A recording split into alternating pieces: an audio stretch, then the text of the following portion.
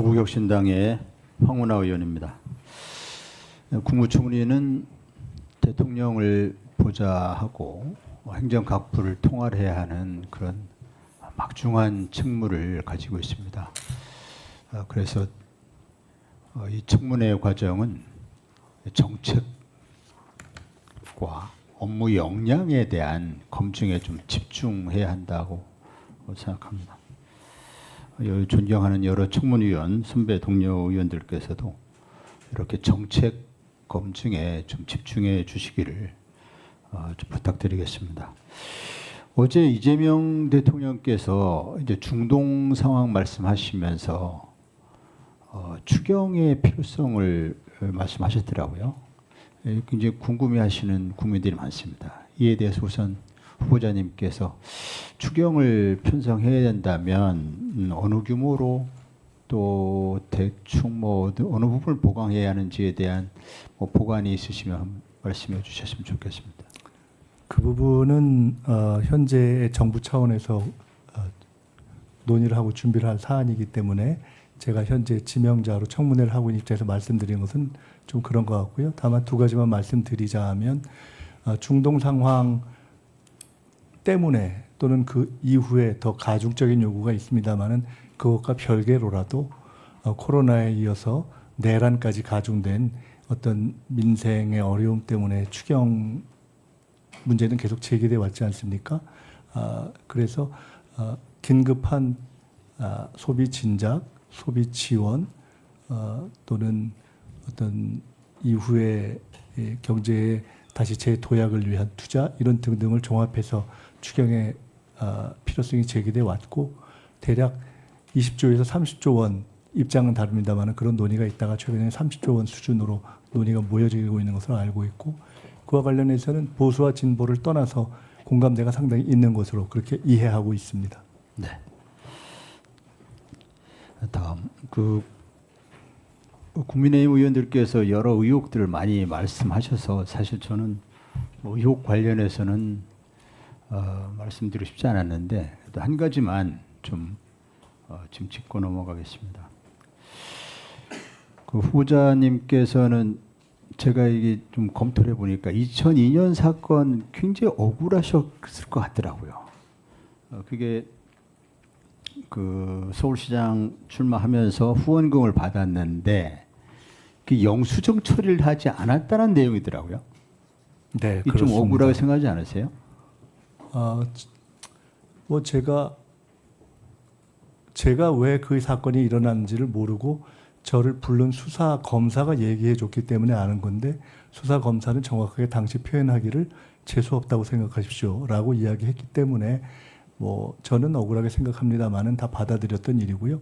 다만 서울시장 선거 후보쯤 되는 경우 규모를 치룬 후보의 경우에 굉장히 많은 규모로 행해지는 영수증 발급에 책임을 진 경우는 제 외에는 없었던 것으로 기억하고 있고 아마 국민의힘 계열의 유사한 영수증 미발급으로 제기되었던 가운데 두 분인가가 무죄를 받은 것을 제가 알고 있습니다. 또 뭐 이런 영수증 처리는 사실 후원의 실무자들이 담당할 일이지 후보자 본인이 그걸 다 챙기기는 좀 어렵지 않습니까, 사실.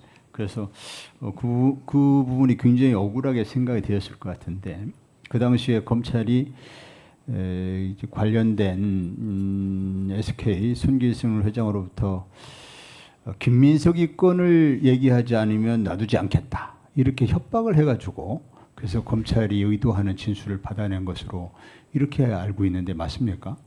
그 또한 제가 알 수 없는 일이고 저를 불렀던 수사 검사가 이야기해 준 일이기 때문에 저는 그렇게 알고 있고 그 이후에 그와 관련한 SK의 회장급 인물들이 우연히 만났을 때 유일하게 그간 기업인으로 활동을 하면서 정치권 인사에게 미안한 게 저였다라고 몇 사람이 있는 자리에서 이야기를 했고 사실은 그래서 이번 청문회를 통해서 그 관련됐던 기업인들도 또 당시의 수사검사도 불러서 이 자리에서 증인으로 채택돼서 증언을 했으면 하는 개인적 바람을 강하게 표명한 바가 있는데 결과적으로 이러저러한 과정 속에서 증인으로 나오지 않아서 저는 좀 아쉽게 생각하고 있습니다만 최근에 그 사건으로부터 시작된 것이 그 이후 윤석열 씨 등이 관여된 정치검찰의 어떤 핵심 라인에 일관된 정치 검찰의 일종의 조작 사건의 시작이었다라는 기사를 그렇죠. 보고 네. 제가 흥미롭게 그렇죠. 본 적이 있습니다. 예, 이른바 우검회라고 해서 이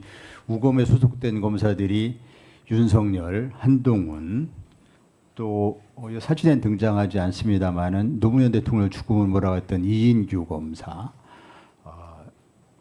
이제 또 조국 사냥에 앞장서 조국 사냥을 했던 윤석열, 또 이재명 대통령 구속을 시도했던 한동훈 등이 다 여기에 들어가 있습니다.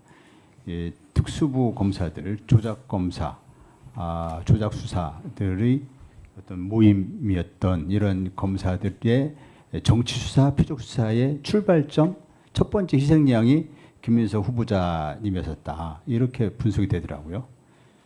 저는 뭐 희생양이라기보다는 제가 나중에 보기에는 노무현 대통령을 겨냥한 수사에 저는 그때 변방에 이미 버려진 인물이었기 때문에 잊혀진 인물이어서 그냥 이렇게 버리는 카드로 쓴 것이 아닌가 이렇게 생각을 나중에 보고 하게 됐습니다. 그리고 그 당시 후원금도 당에서 요청을 했고 후보자님 요청했던 게 아니고 당에서 요청했고 또 사용 내역도 선관위에 다 보고됐더라고요. 맞습니까?